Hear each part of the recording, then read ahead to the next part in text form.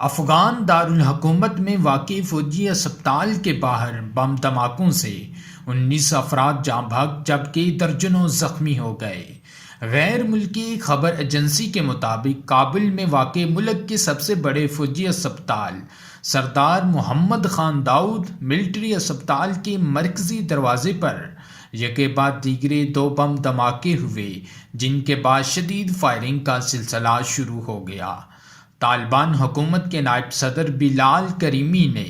دھماکوں میں 19 افراد کی ہلاکت جبکہ 43 کے زخمی ہونے کی تصدیق کی ہے۔